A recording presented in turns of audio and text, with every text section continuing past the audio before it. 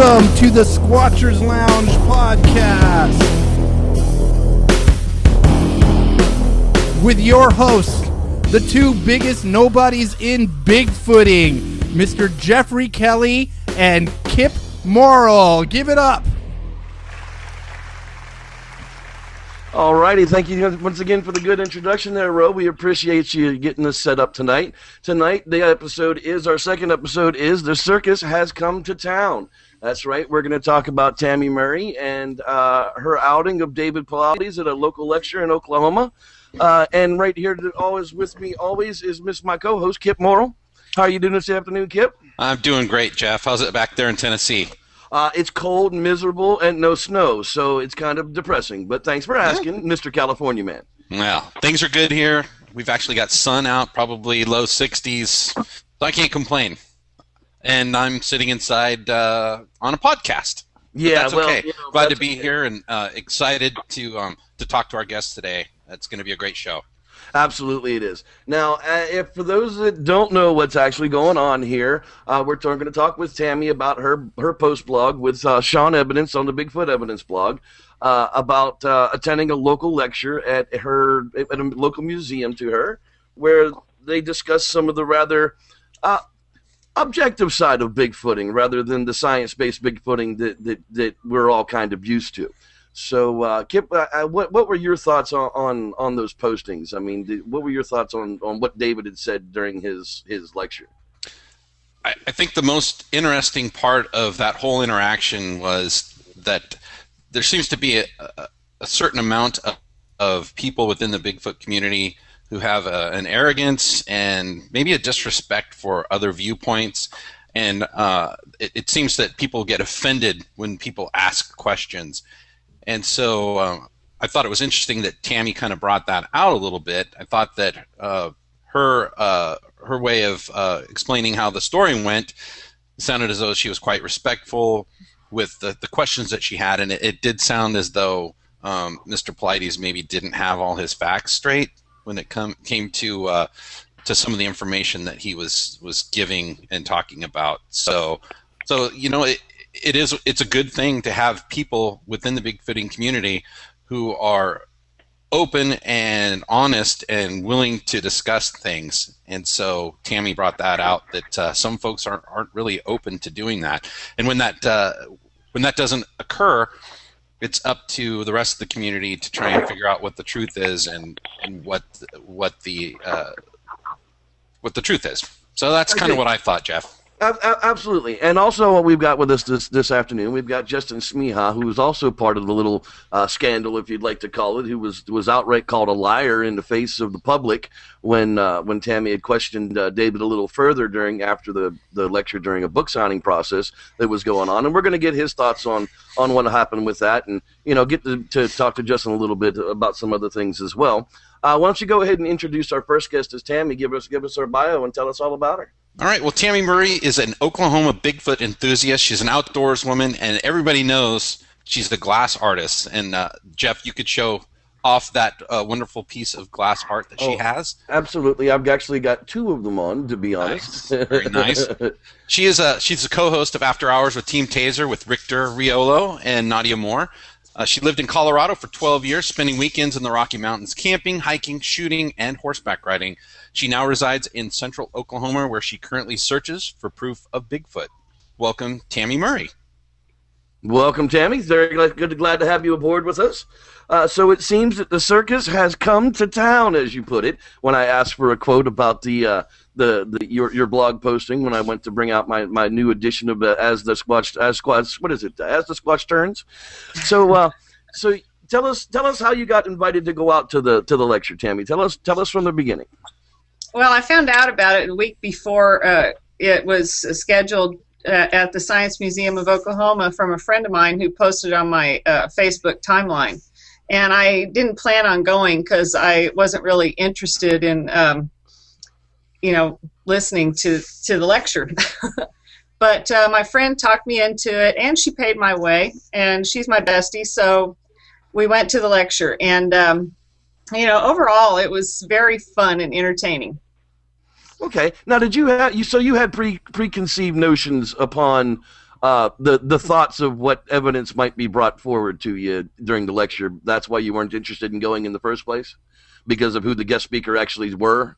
No, not because of who necessarily, but because, as an American citizen, I have the right to speculate and, come up with my own opinions. So, my opinion was that I was just going to bypass that lecture and, wait for things to develop that are supposed to develop in this whole DNA study. But looking back, I'm glad I went. Absolutely. I'm glad you went as well, because, it gives the community a voice when somebody's willing to stand up and just, ask the questions, especially when they know the background of the questions that they're asking to begin with. A general question such as, what does Sasquatch eat? That's a great question. Nobody can really give you the answer. But when you ask about DNA results that have been, rectified in 2 different labs, supposedly the same sample, that are now saying that they have completely different results, and that the submitter actually lied and submitted 2 separate results in public view, to me, is outrageous. It's something that just, it can't be stood for. So at that point, when you had the discretion that, this had happened, did you immediately feel you had to put a stop to it? Well, my question was very simple. In the lecture, David, specified that they had around 110 samples, and that the results were, that they were, basically human with a difference. And I'm not quoting him exactly on that, just to clarify.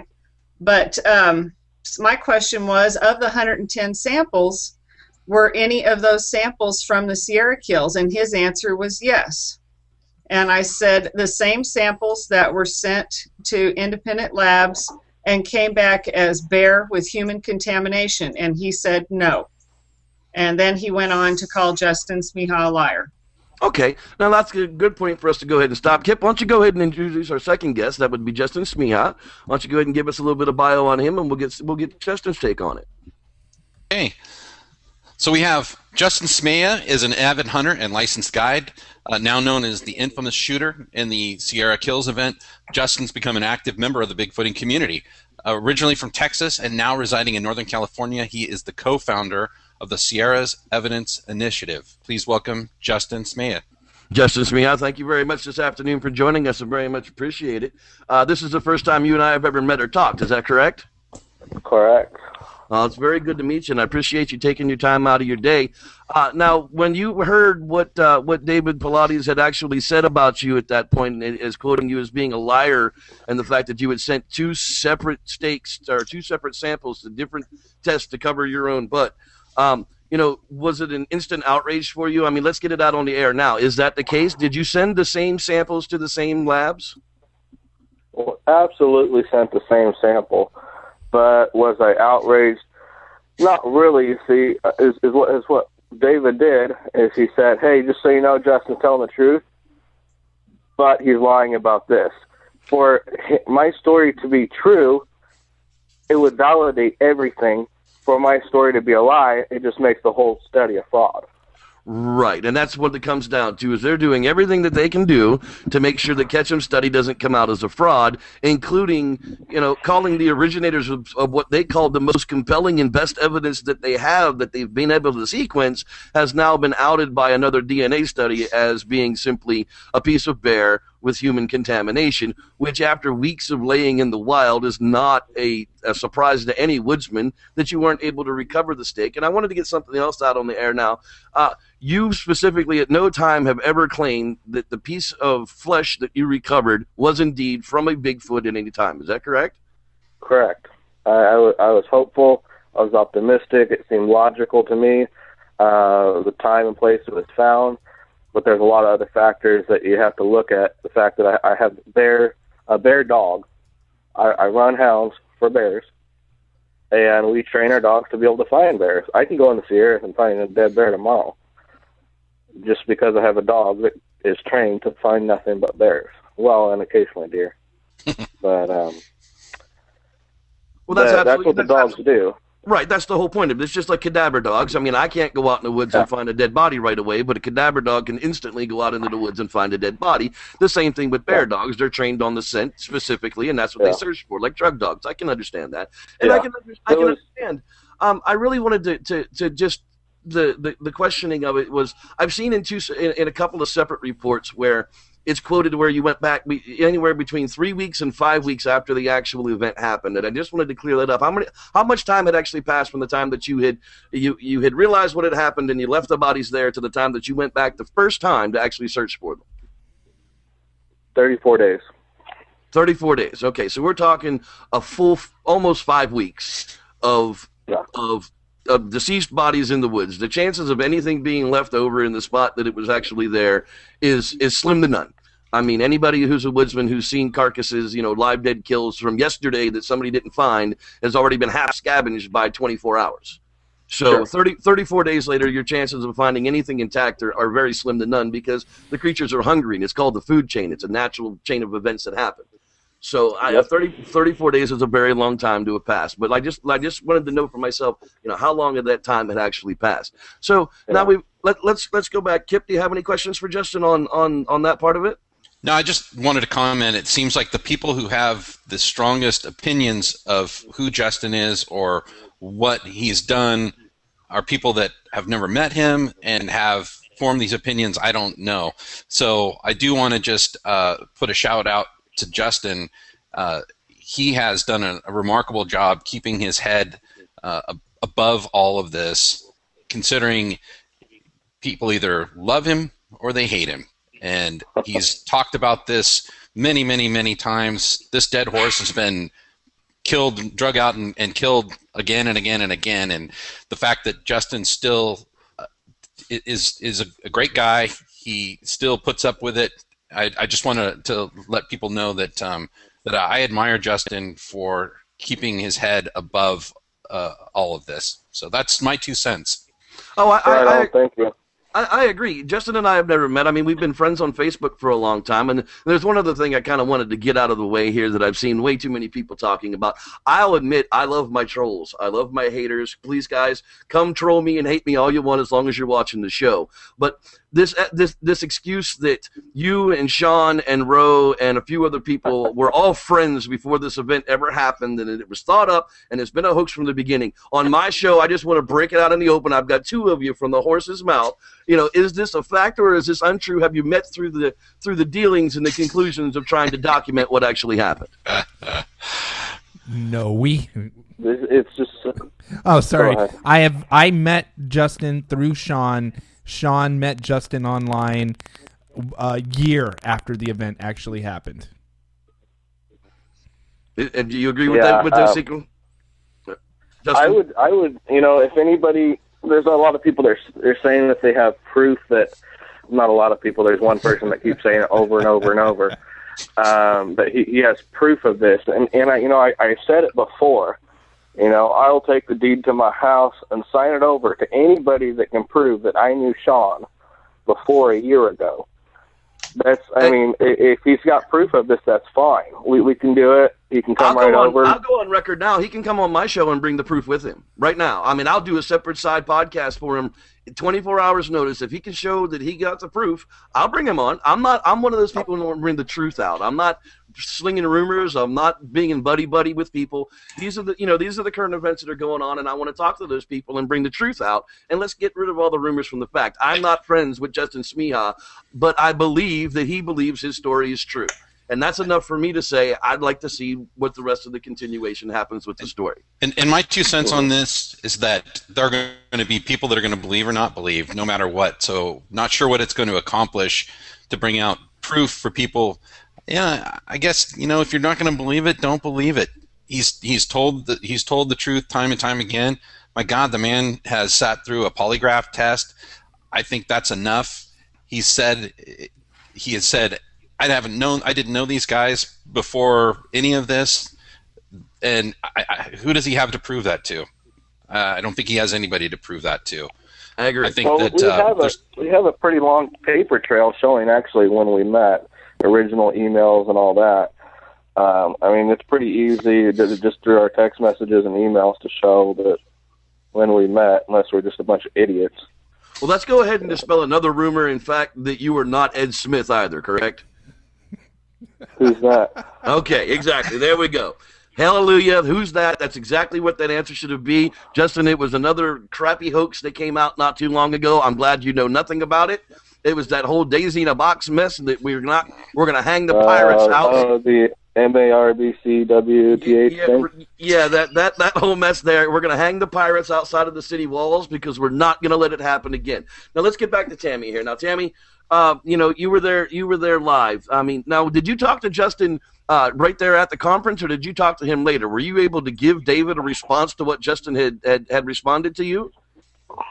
I talked to him after the conference and said that I went to a lecture, basically, and here's what David Palities is saying in his lectures, that he's traveling around giving, all over wherever he's given his lectures. So I didn't know if he was aware of that. So I am friends with Justin. We've been, kind of getting acquainted through Facebook and on the telephone, talking about the Sierras and hunting and, all things outdoors. And I believe Justin's story. And so, I was kind of disturbed when I heard the things that I heard at the lecture. Okay, so unfortunately you weren't able to look Pilates in the eye and tell him, I just talked to Justin Smeja and he says you're full of crap. So unfortunately you weren't able to do that. So this is where your blog post came about, that you wanted to let the community know that you were out there. This is what happened, and you talked to Justin, and that was Justin's reply, that they were bold-faced lies. Your next call was to who? Was it to Bart Cutino? Is that correct? I got a Facebook message from Bart to give him a call and let him know what was going on, and got some more insight on the big picture. So that happened the next day or so. Yeah, I was actually when I talked to Tammy, then she wanted to get a quote from me saying, so how do you feel about all this? And she toned it down quite a bit from what I had actually said. She took maybe the nicer things that I replied about the whole thing. I think I said, well, if David Palities said this, he's a fucking idiot. He's a moron. He's a joke. And, it just went on from there. But, I mean, it's for somebody, like, if you really think about what he's saying, it's...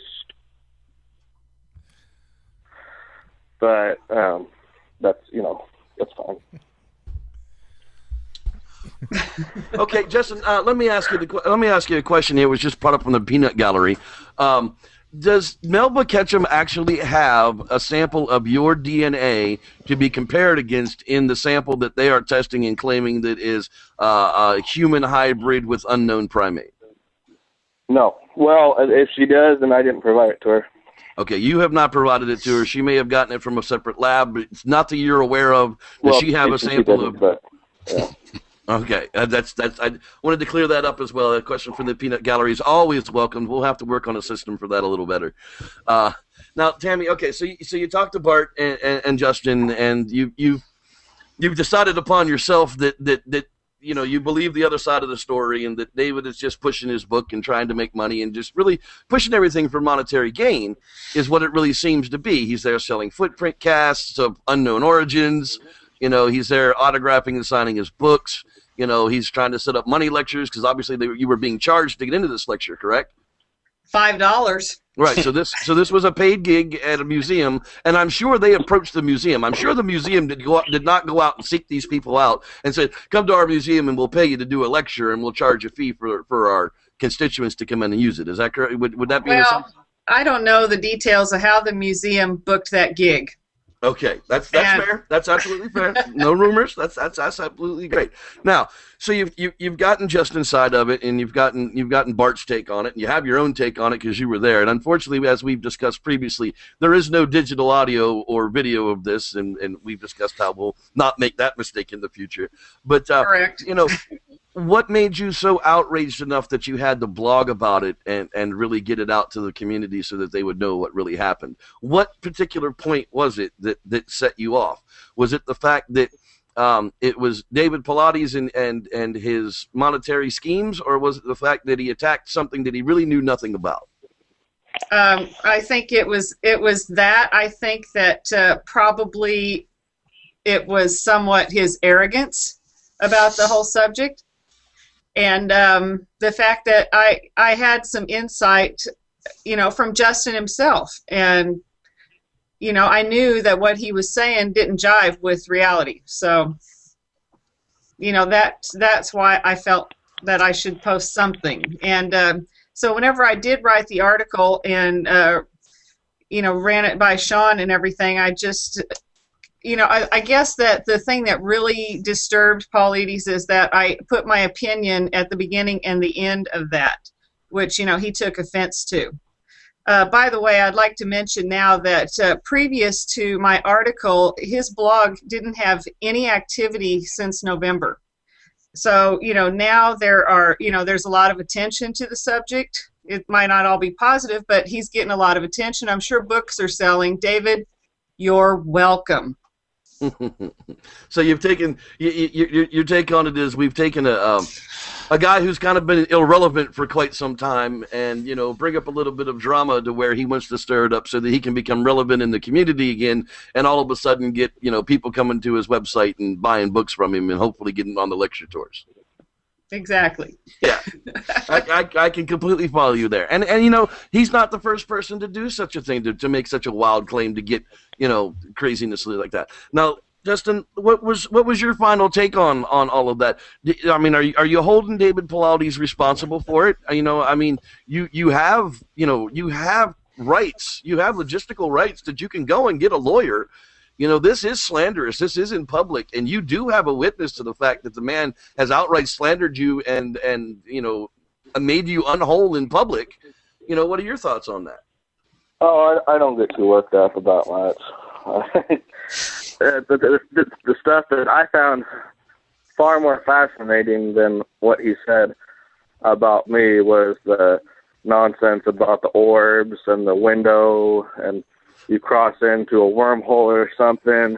I guess you're like in the woods and you're going and you cross into a wormhole, then you end up in the other reality, and they invite you in to the Bigfoots. It's like an Indian thing, and there's like shit flying around people's faces and heads. It's like a family of 5 or something like that. I'm not sure how it goes, but they invite you into their circle, and then you can see them. And there's windows and orbs, and that's more the stuff that was mind-blowing to me. I agree. Whether he was quoting somebody else or whether he was reading it out of a book, I could give a fuck about. It still came out of his mouth, and that's just mind-blowing to me. I could listen to stuff like that all day long. I agree. Out there. I'm actually seeking out to interview, on one of the upcoming podcasts very soon, somebody from that realm of the metaphysical Bigfoot, the mind speak Bigfoot, because I'm really intrigued in that. I don't want to, I want people to understand this isn't about me choosing and picking and specifically being mean to anybody. This is just bringing information to the public that I have questions of, and I want to interview people and see what they have to say about it. But I agree with the magic orbs and the magic window and everything else. It's really intriguing to me, and I could listen to it as well. And Kip, you've got something you want? Oh no, I just wanted to mention that.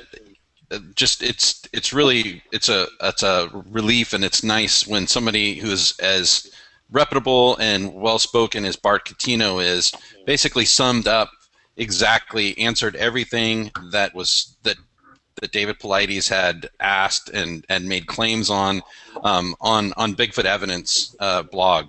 So if people wanted to go to that, I don't know if we can put up a link, but Bart does an outstanding job, as he always does, with putting very eloquently exactly the facts, answering all the comments, and so if we could get that link up, that would be probably helpful to the audience if they haven't already seen that. Yeah, we'll be able to put that link up in the comments of the podcast once we get the archive up. Okay. I've actually spoken to Bart, and he's got a couple other engagements. We'd like to have had him on the show that we could talk about it as well, but unfortunately he had other engagements going on. So we'll have him on in the future to talk about his aspect of it as well, hopefully soon, maybe even a side podcast or something, maybe a half-an-hour edition or something. We'll figure something out to do with Bart.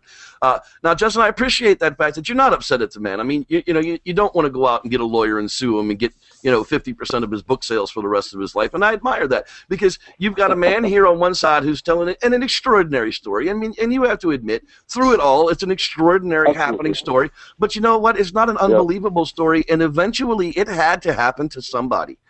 I mean, I've said it for years that a hunter eventually is just going to get that fight or flight instinct. He's going to pull the trigger, and that's just going to be the end of it. But what happens afterwards is it's a shame, and I'll tell you that. It's a god-awful shame that the animals weren't able to be harvested and examined and put to better use than what happened to them. But the resources of the people that were directly involved with this and the resources that have gone in after it have been tremendous, and they've been at the people's own expense. Nobody's paying for expeditions to go back to these places and go in and look into this information at all. Where David Palities has taken all of his information out of a book and writing books about Bigfoot kidnapping people in the woods.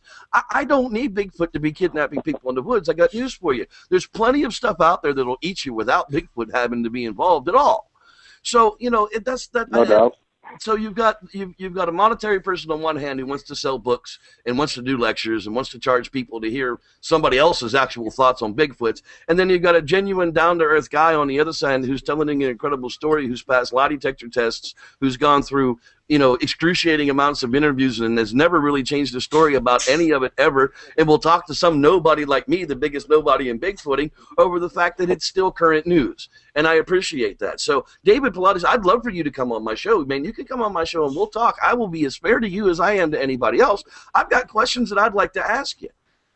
Now, going back to Tammy here for just a moment. Now, I can fill you in on how he feels about podcasts. That's exactly what I was going to ask. Now, Tammy, this was not the end of it. Tammy had gone and actually very politely gone on to have a nice little conversation with David after the inquiring questions that she had. Why don't you tell us about that, Tammy? Well, I asked him after the lecture was over and the question from the audience when he went over to the book signing table, and ask him, to further explain the situation with the samples.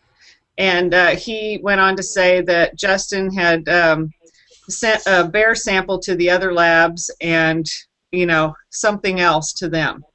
And that he was lying to cover up for, that he had lied to the authorities, just trying to cover his rear for lying to the authorities, which, I knew that not to be true. And so I then went on to ask him that if he would mind joining us on our podcast. And he said that he didn't like to do podcasts because the people involved usually don't know what they're talking about. And I told him that our podcast which is After Hours with Team Taser, with the host Rick DeRiolo and Nadia Moore and myself, and that it was a fan-involved podcast, and we fielded questions from the chat room from the fans. And I said, but it was sponsored by Team Taser. And he said he didn't want to have anything to do with Team Taser. So I said, thank you for your time, shook his hand, and left the lecture. So he was absolutely nothing to do with Team Taser. What an absolute shame. This is a TaserMedia.com production, absolutely, and it's a shame because there's certain they're making a qualification on an entire group that has absolutely nothing to do with the group that they're talking about to begin with. But David, the opportunity is still here right now. Now, Kip, do you have any questions that involve that whole part of the end there? Just wanted to mention that I've been a fan of David Palities in the past. I've really enjoyed his books, the Tribal Bigfoot, and I've wanted a copy of the Missing 411. And he has done some what I thought were fairly impressive things, and I found an interest in his books. I do have to question when people are afraid to put their opinions and discuss with others. And the blogs, the podcasts, those types of forums are it's new media. It's an excellent opportunity to get the public's opinions, get people's thoughts, validate, I guess, your own opinions. So I always have to question when somebody's afraid to engage with the public. So that makes me question. Now, Justin, since we've got you on the phone here, let me go ahead and ask you the question directly from Tammy. At any point, have you been in fear of prosecution for homicide of a human being whatsoever? No, absolutely not. I have called Department of Fish and Game no less than 6 times. They don't want to get involved. They don't want to have anything to do with it. They wanted to poke it with a stick for a little bit, and they wanted to leave it alone. No, absolutely not. Nobody's going to get in trouble for this till we can verify that this is real. Okay, so the fact is on the table now. From here forward, you have absolutely no question whether you're going to be in jail time or prosecution for anything whatsoever. You just want you're looking for an answer too, because you weren't a Bigfooter before this, correct? Correct. So this is, you've been thrust into the mystery of Bigfoot due to this encounter that you had with these two individuals that this has all led to from the begin with. And I just, if I don't know the answer to these questions, well, obviously there's a lot of other people that do, and I don't want to beat this old dead horse. I'm not going to go through it or not. But, I just want to put it out there. The fact you've never been in fear of being arrested for this. You had bear tags to be legally bear hunting to begin with. There was nothing illegal going on other than the fact that you kind of freaked when you realized what it was that you'd shot. Yeah, well, you get up there and, this thing that looks, big and hairy and scary, all of a sudden it starts to look a lot like a person. I completely agree with that. It starts to change the thought process quite a bit. Until you get face to face with one of these creatures, you don't know how terrifying they can actually be. Would you agree with that? Yeah, but once you get up real close to them, they look awfully. They have many human features that are right. My point being is when it's a living, breathing, snarling creature that has the physical abilities to rip your arms from your body and beat you to death with it. That's a monster. Laying dead, I agree. It's very possible that they would have much more primate characteristics. That's what they are. Yeah. A primate is a primate is a primate is a primate. We all come from the same bush at some point. And it's not even a question of what they are at this point. It's just we're even trying to prove that they are at this point. And we're getting closer and closer to that each day. And that's what all this DNA talk is about. No one's going to understand the actual data when it comes out. Half of us won't even be able to understand the white paper that comes out. And the published that comes out from the peer-reviewed people is going to be in such legal jargon that no one's going to be able to actually claim any admission of anything to begin with. And we're really going to be back to square one, having to have a body in a box or a bag, or have some kind of DNA sample taken from a dart from somebody that's got video of it when it was done. I mean, that's really what it's going to come down to.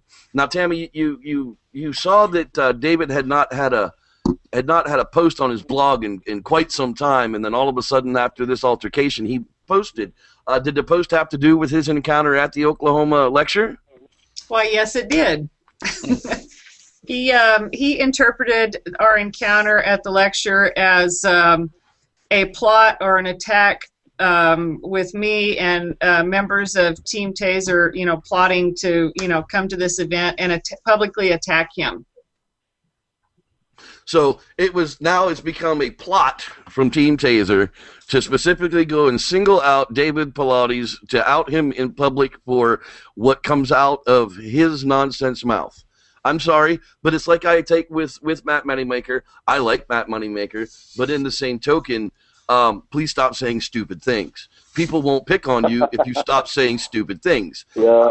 I kind of hate to put it that way, but you're just setting yourself up for somebody like me to come in and say, Bigfoot don't walk in a straight line because they follow coyote roads, you moron.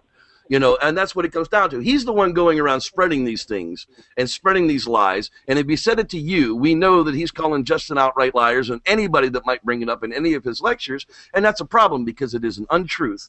And daggum, it's time that somebody takes a stand and start hanging pirates from outside the walls. And I'm willing to do it. Now, if this isn't what David's about, David, please come on the show and talk to us. We'll be really glad to have it. Now, Ro's got a question. Now, go ahead. What you got, Ro?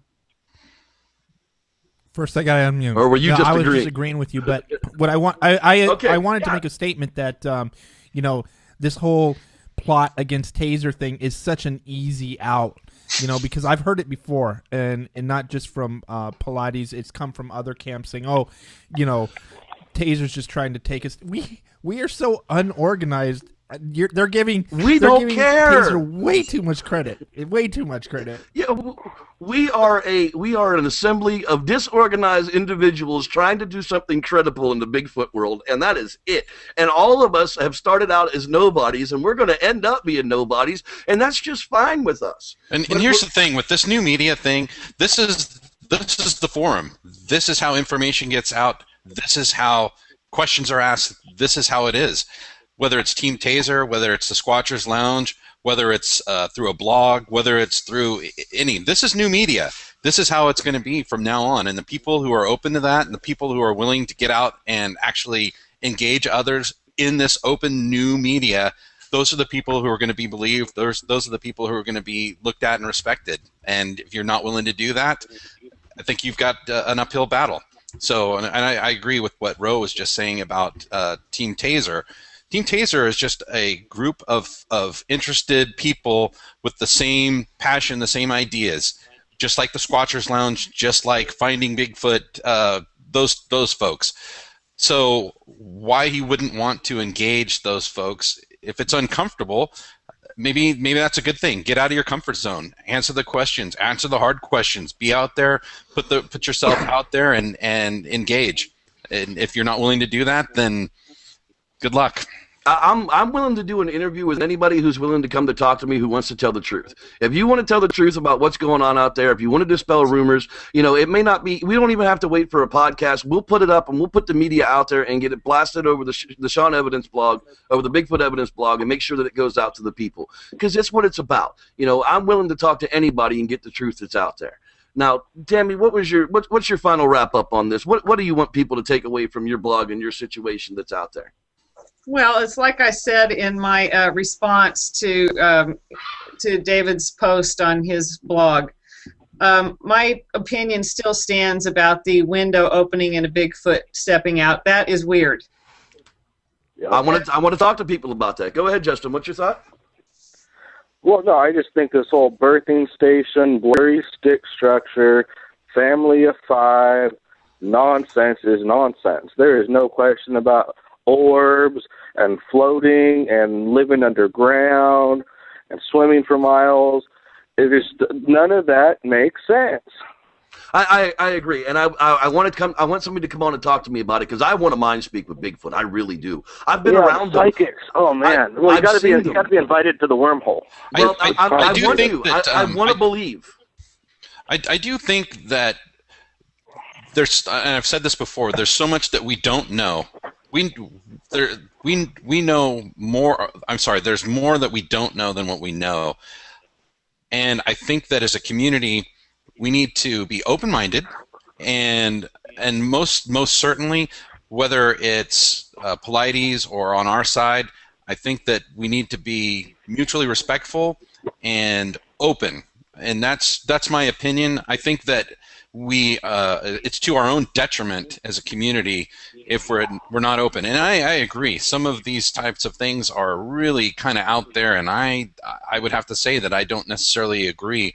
But I do think that it's good for our community to be open-minded and to kind of look at these things and at least be respectful of other people's opinions from both sides. Agree. Now, Justin, I got a question for you. That's a very nice attitude, Kip. That really is. I got a question for you there, Justin. Now, are you aware that Melba Ketchum's got a petition for protection of Bigfoot? That she's challenging the White House? The White House, huh? Yeah, the wethepeople.gov is a website where citizens can start a petition, and if they get 25,000 signatures to it, then the White House is supposed to respond to it. However, I believe her petition has fallen a little short in the categories of signatures, unfortunately. I didn't know if you were aware she had that or not. I am for verification, and then we can worry about protection after that.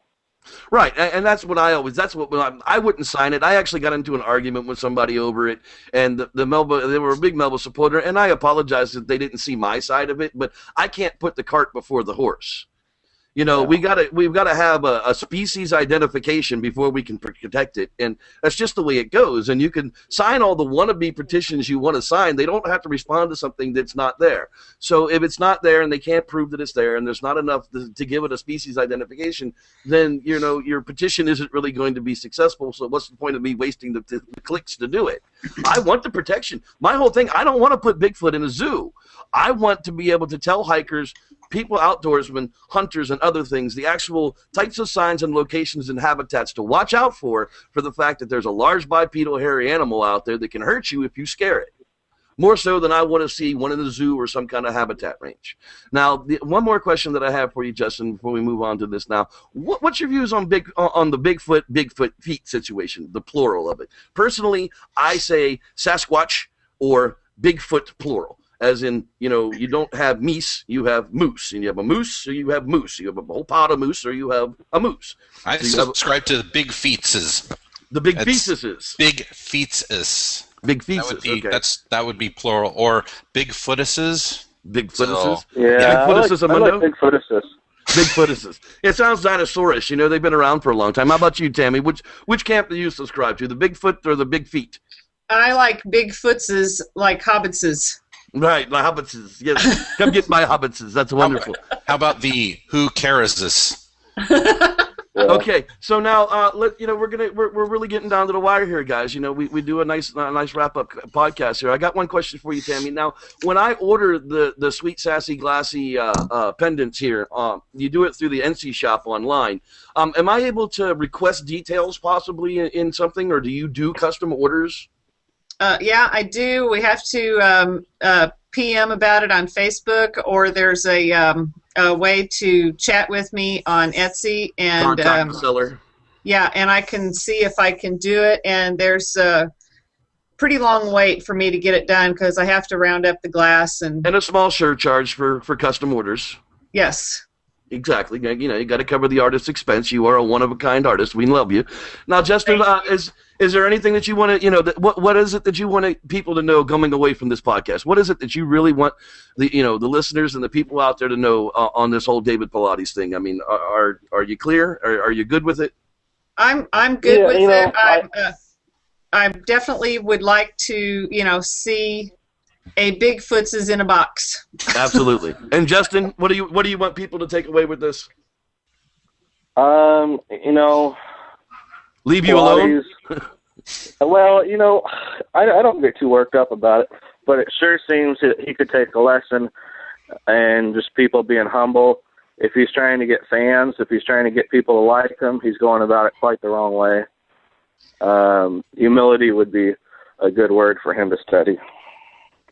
Yeah, now we get a statement from the chat room here. One of them is Birdman38 says, Ro, we need something like Patty to happen again. And I would have to agree. I mean, we really need something compelling on some HD video that's going to, capture the attention of the world and the mainstream media and finally get some money backing, not in the academic sense of it, but to the real researchers in the field. Let's get them the equipment and the resources and the time that they need to be out there and prove it. Now, one other thing, Justin, what can we expect? What do you got coming up on this here, Justin? You've got something coming up here soon. I got a busy week ahead of me. I'm going to try to put some thoughts out for some people. I have been a part of this DNA study. I have seen a lot of papers and held stuff in my hand and seen real things and heard a lot of things here and there. And I was just, these past couple weeks, been kind of busy at work. But this week, I will sit down and I will be able to write down exactly what I've seen, exactly what I've held in my hand, the results, so to say. And because, I don't have an NDA. I don't have anything like that. But I'll just have a summary of what I've experienced in the last 2 years. Excellent. That's very exciting news. I'm really looking forward to seeing that. I'd actually like to see somebody put all the resource links together as well for the documentaries and the other links that go along with it, so that somebody could follow the story from beginning to end and make an informed decision instead of hearing the rumor and the hoopla of everything else that's out there. Now, Kip, what have you got there, Kip? Just there was a statement from the chat room from Birdman38. He basically said, Ro, we need something like Patty to happen again, and I would agree. Welcome to the show, Kip. Welcome to the show. Something like Patty too again. Kip, we covered that about 3 minutes ago, buddy. It's okay. I love you. Okay, I've caught up now. There we go. We're all good. Yeah. Now let's go ahead and open it up to questions from the chat room. Is there anybody out there in the chat room that has questions directly for Tammy or Justin? Here's your chance. You guys said that you want to talk to the man. We've got the man on the phone. Is there anything specific out there that we haven't covered on this particular issue with the David Palities outing and calling him a liar? We've been through all of that might want to be covered right now on our podcast. Fire away. Yeah, the questions that I fielded for you guys have already come through and have been covered, it looks like. Someone wanted to know about the protection plan, and someone else wanted to know about the Bigfoot, Big Feet's plural situation. I think there There is another question coming in right now about high-tech cameras, and what about using the low-tech cameras? Well, that's a good question. The high-tech cameras, the HD technology that's coming out now, well, not that's coming out now, it's becoming affordable now, and that's the way technology comes out. It comes out in 3 waves. When technology is new, it's super expensive, nobody can afford it. The filmmakers can't even afford it. You wait till the next technology comes out, it steps down one and becomes medium range to where, some people can afford it, but not really. When the third technology comes out, then that original technology is now down to the affordable position that the common man can actually afford it and buy it. So we're talking about the $300 to $500 HD camera range, and they have starting to get 27 to 30x optical zooms. Now that's just huge in technology as far as covering the zoom aspect of getting in close on creatures that you can't tell what they are. A digital zoom brings the picture in closest, but the data doesn't increase. Therefore, it pixelates the picture and distorts the image, so you still can't tell what it is. And as we continue to go through with all of the technology that comes out, whether it's digital cameras, whatever it is, it increases the opportunity for hoaxing. It increases the opportunity for somebody always trying to stay one step ahead and come up with the fake Bigfoot. So now my advice to people. My advice to people when it comes to cameras is start going to your camera shops and finding out all the old 35 millimeter stuff that people are selling cheap as dirt everywhere with the long range lenses. Because I got news for you. Digital cameras have nothing on actual film as far as detail is concerned, and you can digitally sample that detail of that 35 millimeter film later. So go out and get these great big 35 millimeter cameras with the long distance lenses that you can pick up for a couple of $100 now on Craigslist and eBay and all over the place, and start shooting actual film instead of digital, and you'll have better results in what your end actual evidence becomes, and that's more important than anything else. Now, Justin, when you're going out and looking for technology, do you have any technology? I mean, are you one of those squatchers, or are you just out there squatching to squatch? Oh, a friend of mine, Wally, has graciously lent me a thermal imager, and we've been able to get out there. He's loaned me a couple cameras, and we were able to get a couple blob squatches, but nothing that was worth releasing. A friend of mine in Texas last year got it was through a time-lapse trail camera, and he got probably the best images that I've seen. I'll upload those to my Facebook, but he's got the best images that I've seen from a Bigfoot in recent years. Excellent. And that's what we need. We need more evidence that's actually believable. We need some clear stuff, people. Blob squatches, blur sticks, hobflops, hobbit squares. These things have got to go away. It's great that you have it. It is evidence, but it's not compelling evidence. Let's stop blurring the world, and the Facebook pages with blob squatches. Let's get some real opinions of some evidence. And I'm hoping with our roundtable later with Rob Duday and Melissa Adair, Squatch Unlimited, for the evidence reveal of what he found down there with the Louisiana Bigfoot sighting is going to be really interesting. Kip, is there another question there?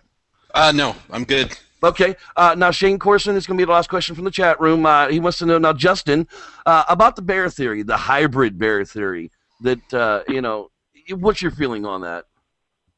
Quite honestly, I'll go against the general public. I'm not really opposed to that idea.